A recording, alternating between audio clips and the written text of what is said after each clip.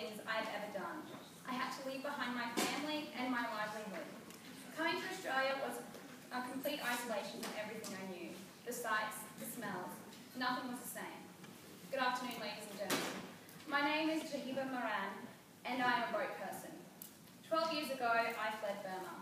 I left behind my parents and my sisters, got on a tiny fishing boat with 100 other people.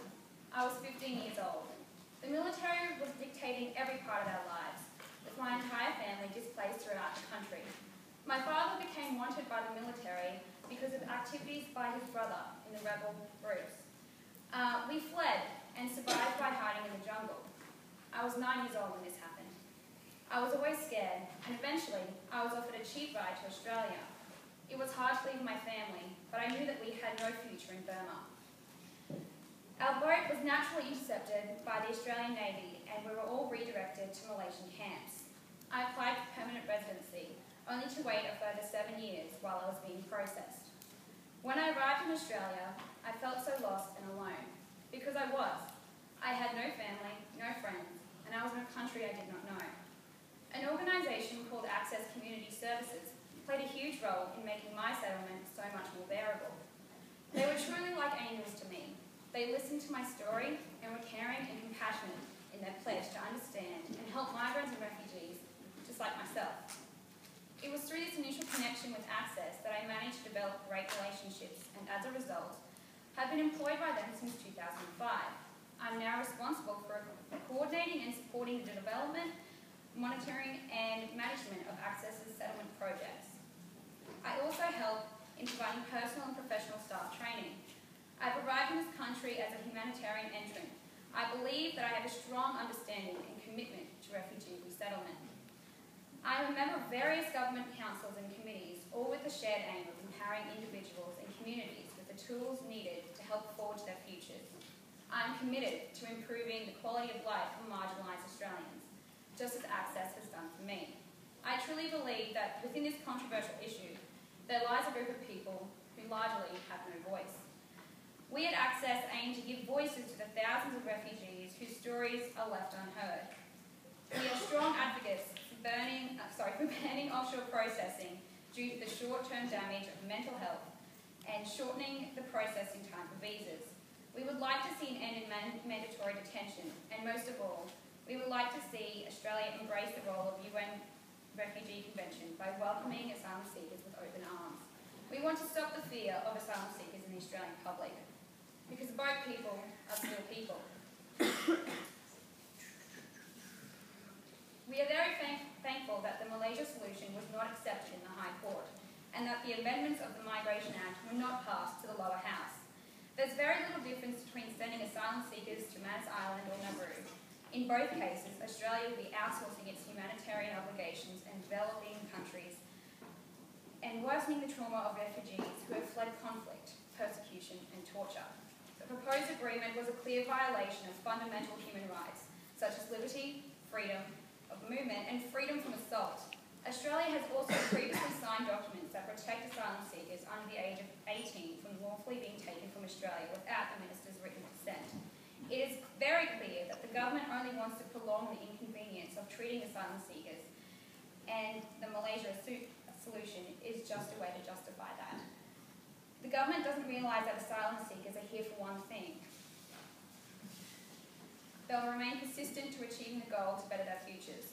Discarding them to Malaysia is just inhumane, and it's not going to stop us. It's time that we step back and rejected the myths surrounding refugees and asylum seekers. Australia is a nation built on multiculturalism. So why now, at this point in Australia's history, are we scared of a few hundred people coming to Australian shores? Due to Australia's isolation, the number of those seeking asylum in our country is minute compared to those seeking asylum in Europe and other parts of the world. It's important that all Australians learn the facts about refugees and asylum seekers. Firstly, refugees are not all illegal immigrants. None of them are. It's never been illegal in Australia to arrive on shore seeking asylum without a visa. It's in fact one of the rights within the UN's Declaration on Refugees, which Australia helped to write. Asylum seekers who arrive by boat make up less than 2% of Australia's annual immigration. The vast majority of asylum seekers applying for protection in Australia have arrived by air, with a valid visa, and applied for asylum while living within the community. Estimates vary, but it is likely that between 96 and 99% of asylum seekers arrive by air. This dispels the myth that Australia is being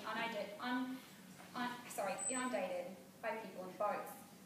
For some time now, misinformation has been circulating around the Australian community, claiming refugees and asylum seekers receive more benefits than Australian pensioners. I know one host's email in particular that is telling people that illegal immigrants and refugees receive thousands more in welfare payments than that of Australian pensioners. In fact, asylum seekers, while in detention centres, receive no benefits or payments from Centrelink. Emails such as this only conjure up negative sentiment towards asylum seekers. Before you make a judgment on asylum seekers' policy, it's important that you know the facts. There are many standout Australians who just happen to arrive in Australia as asylum seekers. Frank Lowry, Australia's richest man, founder and shareholder of the world's biggest shopping centre, Westfield, was a Hungarian refugee.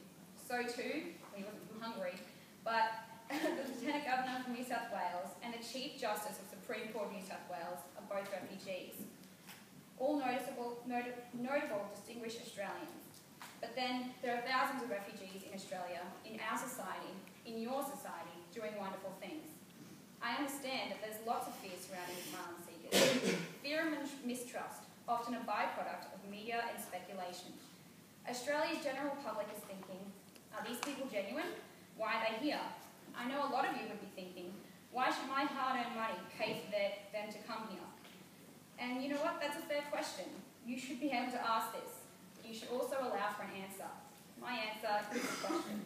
I'd like you to step back now outside yourself and think, what if Australia, this beautiful country where we're all allowed so many privileges and freedoms, came under attack or civil war erupted and you suddenly found yourself having to flee to gain some remnant of your life back at all? Imagine watching your mother die in front of you, or your little sister having to beg on the streets for money. It's difficult to imagine, but because Australia is such a blessed country, we only have to imagine it. This is a country that I'm graciously humbled by and thankful for, that I live in every single day. There is one thing that you must understand. One thing that I, as a former asylum seeker, can confirm with absolute conviction. The fear, doubt, and mistrust that you may feel is only but a fraction of the fear, doubt, and mistrust that many asylum seekers feel when they attempt to piece together their lives, praying on a fresh start on Australian shores. Only a small percentage of asylum seekers look for refuge on Australian shores, and all must undergo security and health checks. Parts of it are especially grueling, but they are also necessary for people seeking asylum. After complying with these checks and going through these legitimate screening processes, how can genuine asylum seekers deserve names such as queue jumpers or illegal immigrants? 7 years is hardly a shortcut. The avenues of exploration for asylum seekers are limited and slow-going, but they are far preferred options to going home and facing the horrors that may await them. Persecution for race, nationality, religion, political opinion, even membership of a social group, being related to someone who's suspicious. Australia represents a future for these asylum seekers. At the very least, we should be allowed to put forward our case. Only 20 developed nations, including Australia, formally participate in UNHCR's Refugee Resettlement Program. More asylum seekers and refugees are hosted by developing countries than anywhere else. Can Australia not afford to share some of its time, its money, and most importantly, compassion, so that other human beings have the possibility to live life without fear? I am just one of many refugees. We all have different stories, and we all have different anguish. But we all share a common thread, and that's courage. Next time the news streams Tony Abbott's landing refugees, take a moment to think about courage. The courage it's taken for them to leave everything behind. The courage it takes for them to pick themselves up, look at their shattered lives, persevere, and try to survive. All we ask of Australians is to demonstrate that same courage. The courage to accept, to learn, and to grow together. I'm very proud to be here today and proud to be working for an organisation that is so committed to this cause. Thank you very much for listening and welcoming me.